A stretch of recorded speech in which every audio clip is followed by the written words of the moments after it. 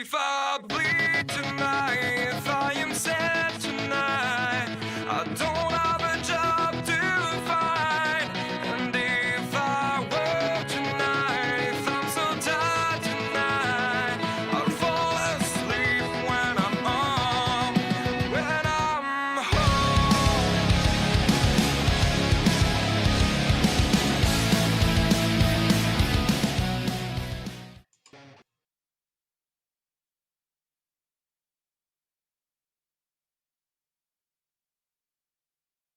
Hello everyone and welcome to this week's edition of AEW Top 5. What a crazy night of tag team action hosted by FTR, as well as another TNT Championship match. But what moments truly stood out enough to make your AEW Top 5? Orange Cassidy and Jericho. Kicking us off at number 5, Scorpio Sky has had a brilliant singles run as of late. In fact, so much so that he's become the darling of AEW Dark.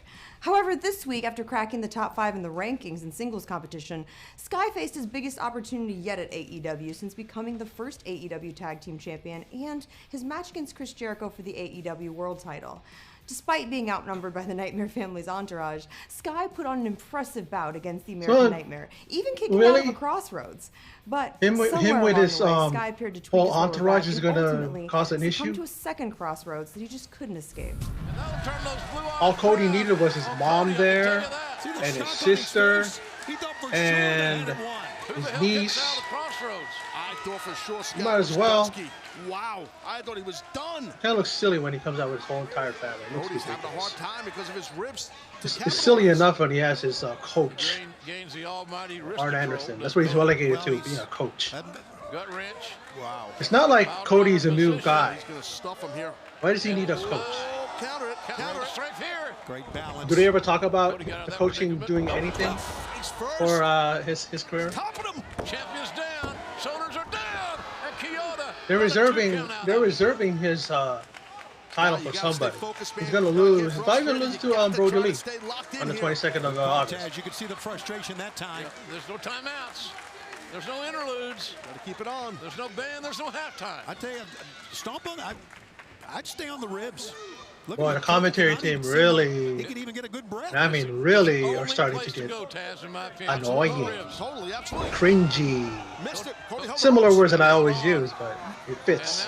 Back in that crossroads position. Well, he planted him that time. Scorpio kicked out of 1, but he can't kick out of 2.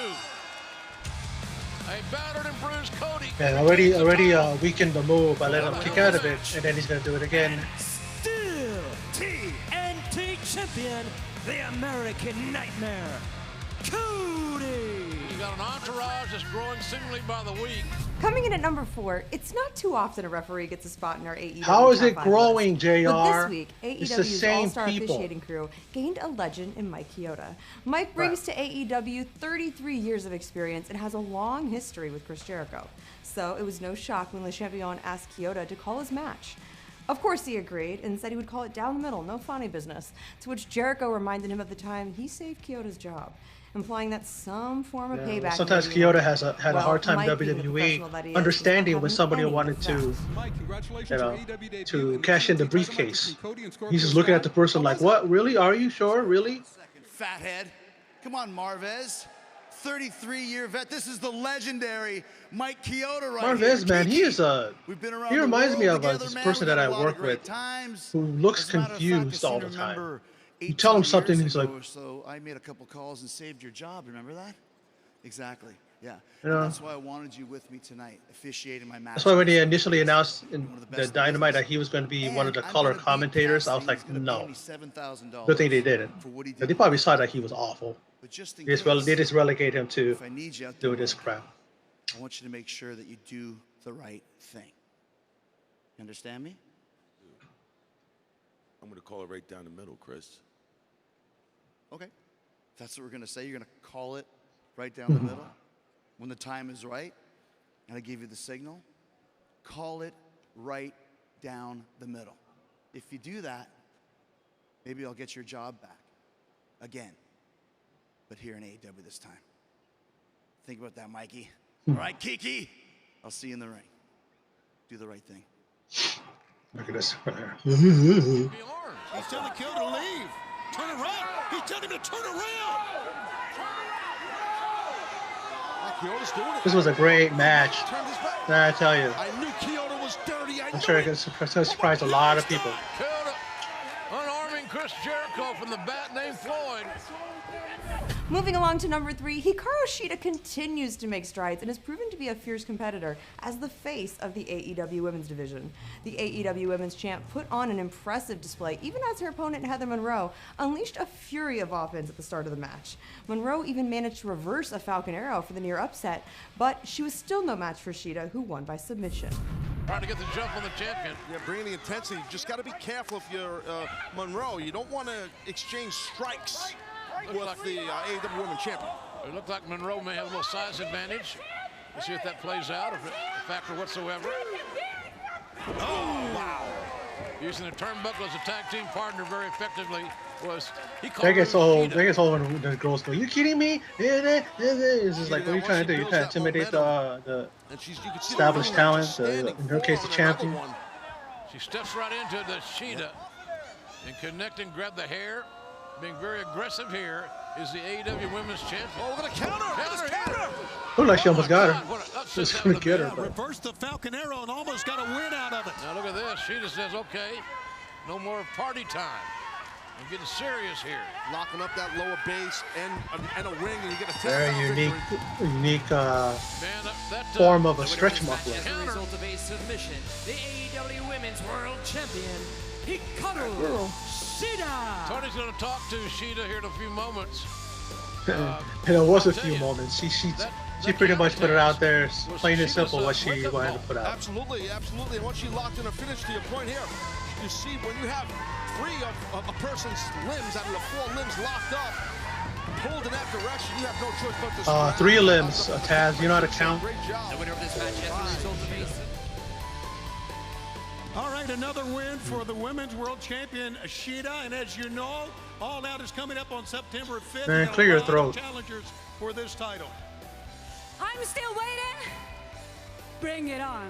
Claiming this week's 2 spot, it's none other than the host of Tag Team Appreciation Night, FTR. It's like, While Tag straight Team to the point. Appreciation Night saw some amazing Bring it on. contests, it was also a night to acknowledge some of the greats from the industry, namely Rock and Roll Express and Tully Yeah, Blanchard once and that they're Arn signed Anderson. to the company. However, things quickly went sideways with Well, Tully other people they Morton could have getting brought into in. it, and then FTR Tag Team attacked Appreciation Rock and Roll Night. Express. And there was that. You got your look at all the chaos. That was it.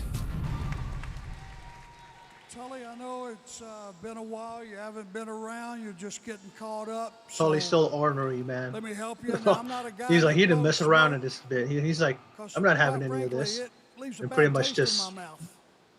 What I you know, do is tell the truth. laid and it all on the line.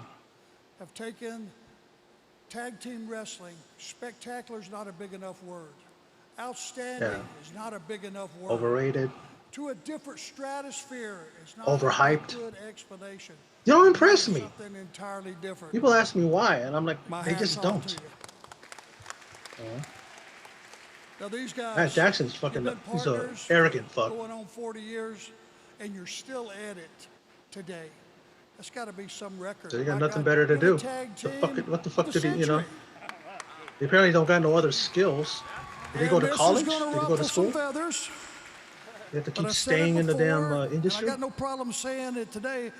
It's the best team in the world right here.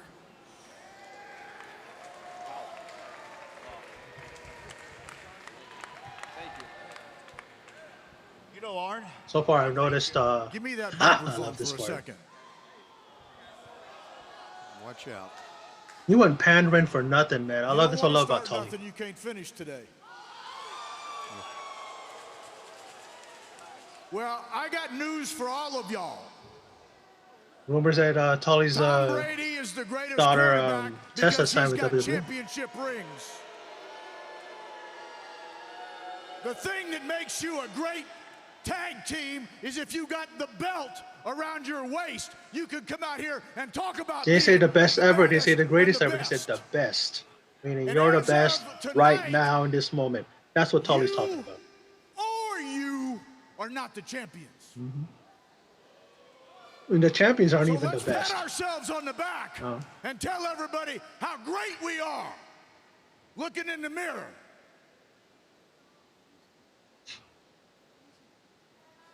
And I've had something with you for the last year. since last Labor Day, when you came down and you jumped in on my guy's match with Cody Rhodes, and I don't understand this thing right here. Well, understand this. I'm a grown-ass man and have been for some time, and I don't remember ever asking permission for anything, but I can see what's going on here, so.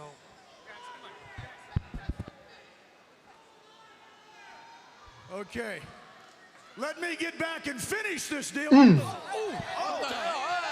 love how those old school wrestlers, old timers, how they punch. Stiff, just real quick. It didn't take Ricky Morton long to get involved in this. And Dax is hurt. He's hurt his knee again. Yeah, he's got that issue with that knee we saw last week. He's definitely buckled it, looked like, on that little bit of a pull-apart they had going on there. Well, this kind of For a second there, I was saying to myself, oh man, don't tell me that he's injured and it's going to ruin their push. A little bit of shenanigans there. And Tully, We'll see, Tully came in with some attitude here, didn't he? He did. Well, he's right. I agree with Tully. Yeah, it's a hollow. And You're not the scene. champions in Tully's mind. What in the world are we watching? Oh, man. What are they doing to Ricky and Robert? Look at FTR. Oh, no, come on. No, goddamn. Now, out of this, Wow. Tully needs to be their manager, FTR. And along with Sean Spears, they're gonna be that's gonna be like, I could see that as the new Four Horsemen right there. I guarantee Seriously. it, just as they said, they grew up idolizing Ricky and Robert. They may have been waiting their entire adult life to do this. Well, they played nice long enough. On the AEW World Tag Team Champs just competed. They came out here, Omega and Page. And we got it, Paige. I got a You're your feeling damn the Page is not drinking snap. thing, And accessory. finally, that we've he always reached had your that- number that- one that- moment of the week. With this jacket seemingly Bottle of getting more alcohol, orange you know, by the cup of week, alcohol, Chris glass Jericho alcohol, took on so. Orange Cassidy this past Dynamite for their long-awaited rematch. With Jericho's buddy Mike Chioda at the helm and Inner Circle and Best Friends banned from ringside, it was up to these two to settle it man-to-man, or in this case, goat to legend. But when Mike Chioda took away Jericho's prize bat Floyd is when things really got interesting, because of course, just when you thought this was all going to be on the up and up, the Inner Circle shows up with Santana Ortiz being headed off by Best Friends, and then Jake Hager getting in a devastating There's so much for the rules. I mean, what part of banned from ringside do these guys not get?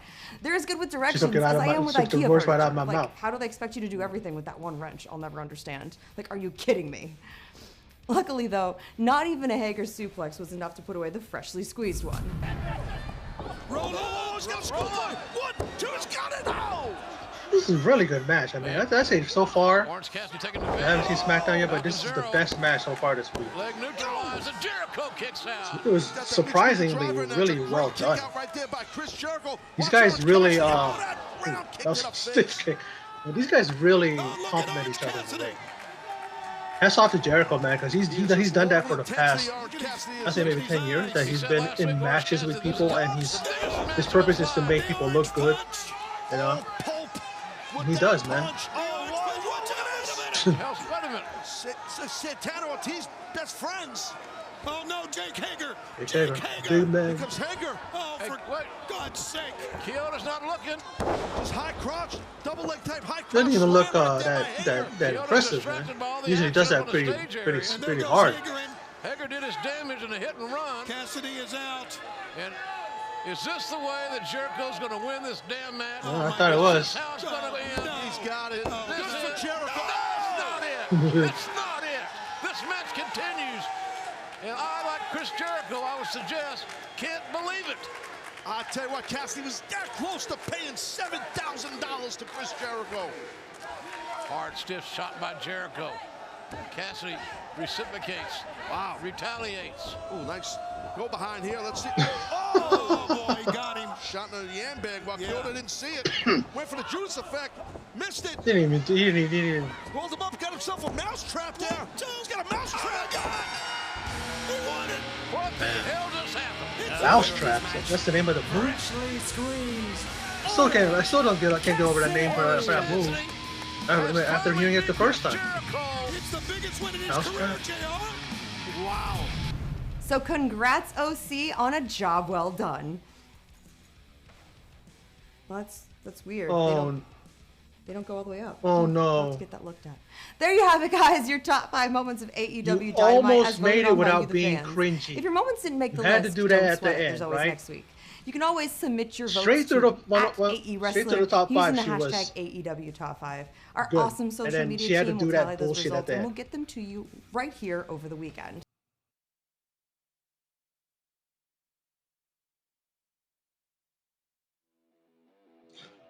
Before I go on, if you hear any kind of distortion or anything, it's because for some reason my aircon will not turn off. I don't know what's going on. And sometimes it distorts by the sound, so if you hear it, that's why. But let's get to the thoughts, section of this video, and let's get it going. Young Bucks versus Dark Order's Evil Uno and Stu Grayson. I'm impressed with Uno and Grayson, and I'm depressed with the Young Bucks.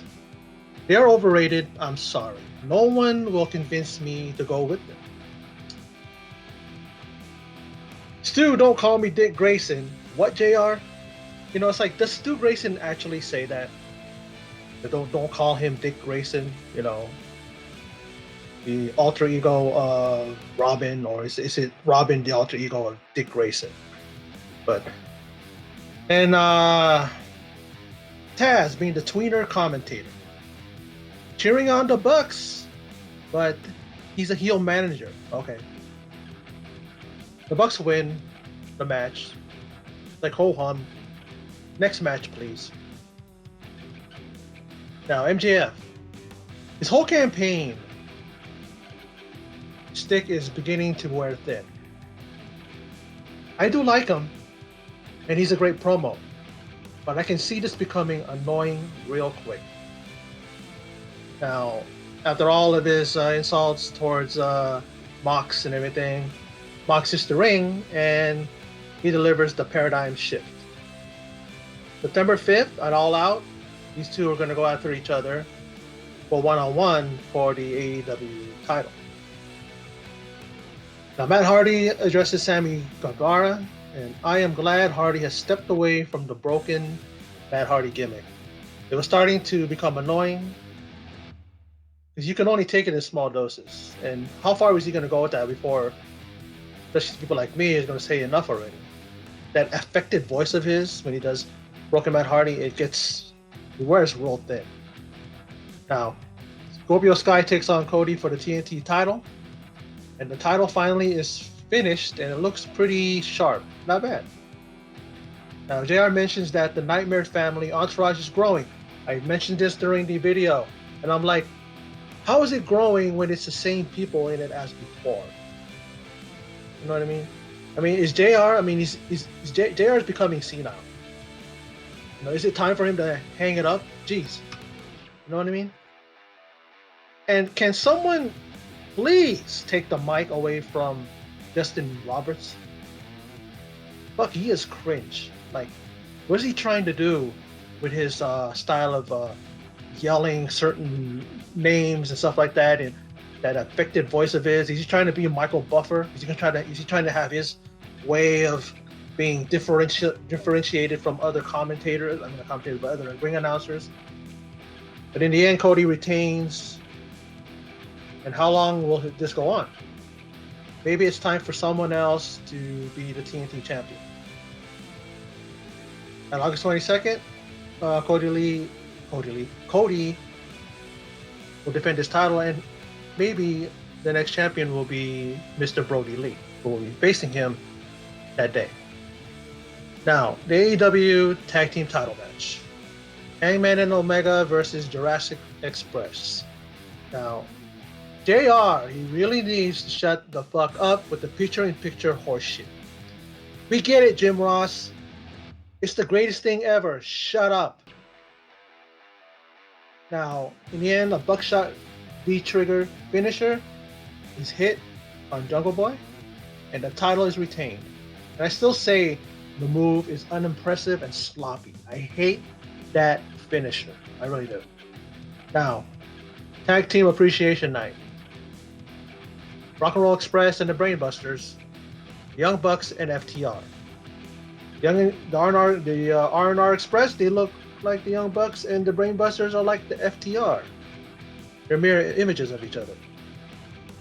And the nerve of Matt Jackson saying the Rock and Roll Express is the original Young Bucks. Like, no, they are the they are the Rock and Roll Express. They're not original anybody. They are the blueprint for pretty much all the tag teams, like the Bucks, and what the Bucks and all these other tag teams aspire to be. Now, and I hate the insincerity of Matt Jackson and how it came off. The guy, when he talks, he really is shit at cutting a promo or talking. You know, it's like, again, it's these indie guys. Them, the Buck, you know, it's like the Elite in general. They suck at promos. I don't know what it is. You know, it's like, is it because they're in the indies and they don't know how to present themselves in front of a camera or in front of, like, well, you know, a big, broad audience, you know? I don't know. Now, during this so-called Tech Team Appreciation Night, they're all kissing each other's ass, sucking each other's dick, and all that stuff. Tully pretty much reads everyone the riot act and pretty much says that y'all aren't the best because you don't have the belts. They're not saying the greatest ever or the best ever, he's saying the best. The best are supposed to be with the belt. They don't even have Hangman and what do you call it, and Omega out there. Aren't they the tag team champions? Now, as he does this, you know, a brawl ensues because Ricky Morton can't keep himself from, you know, getting the jab in there and giving a sucker punch to Tully Blanchard, and then FTR, you know, one of them fakes a knee brace. You know, they're hurt. They take the knee brace off, and then they end up hitting Ricky Morton with it and Robert Gibson, and then they deliver a spike pile driver a la the Brainbusters to Ricky Morton. And like I said, man, I think that Tully Blanchard, the manager, you have Sean Spears, and you have FTR. You're looking at the next incarnation of the Four Horsemen right there. That looks really, really good. I mean, they may have someone more else so that they can have a quartet that'll wrestle in the ring, you know. But we'll see about that. Now, Karushida and Haley Monroe, or Monroe something, or rather, I think her name is Heather Monroe, right? Kushida submits her opponent and scores the victory with a stretch muffler, or as she tweeted out, heavy metal muffler. I don't know if she was just coming up with a cute name for it, you know, but that kind of this cool name. And I love how she just, when she got interviewed with by Tony Schiavone, she pretty much just said, "Bring it on. You know, who's next? Bring it on." You know, and I love that. And she sounded real confident, you know, her voice. It's like, I want her to hold the title forever, pretty much. And I don't see nobody in the AEW that title would look good. I don't know. Not right now, anyway. We'll just have to wait and see. And who's going to challenge her? I mean, All Out. Does she have an opponent for All Out? Is she going to wrestle at All Out? Is she going to wrestle on August 22nd, Saturday? Now, the main event is the Chris Jericho versus Orange Cassidy, in the $7,000 obligation match, refereed by Mike Chioda. Jericho wants Chioda to call it down. He said, "Okay, you can call it down the middle." Wink, wink, meaning that you're gonna cheat for me and you're gonna fast count for me, or you're gonna count somebody out real quick, something like that, you know. Now, I love this rivalry between these two. It has an organic, natural feel. It's not forced or slapped together like most feuds in recent memory. Now, Orange Cassidy does pin Jericho with the mousetrap. Taz came up with that. That is what it's called. And Orange Cassidy gets probably the biggest victory in his career, and I can see why AEW beat NXT. NXT has some great, you know, matches in there. Some, you know, they're building towards TakeOver 30, and then AEW is building towards August 22nd and All Out. But I can see why, because this match was really great. I think this is why everybody came to see, you know, turned on TNT, you know, so that they can watch this. match, and it was great. The best match so far this week. We have SmackDown still, so we'll see what happens there. But this was the best match this week. Talk about a match of the week, that's right there. And these guys really just, Jericho, as much as how old he is now, I believe he's almost 50, around there. And he's still giving himself up to these wrestlers. He's still out there and he's, putting them over, making them look good. He's done that for the last probably 10 years of his career. When he was in WWE, the last time I believe that's when he was just putting people over. He would lose a lot, but he was putting people over, making people look good. RVD did the same thing when he came back to WWE for a little bit. And that's what these guys have to do in his position. They have to, when they come back, either to AEW or WWE, they have to do that because their time has already come and gone. What more can Jericho do? Could he be AEW champion again? Maybe.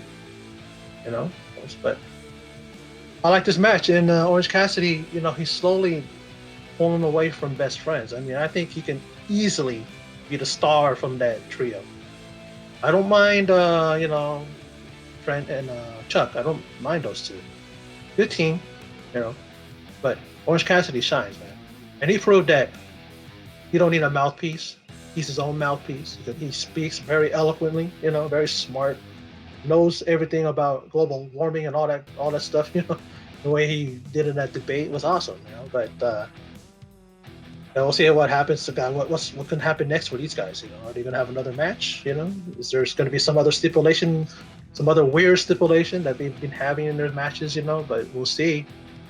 But AEW was great. I have nothing to complain about. The Tag Team Appreciation Night was what it was. It was like, okay, how about you have some more tag teams?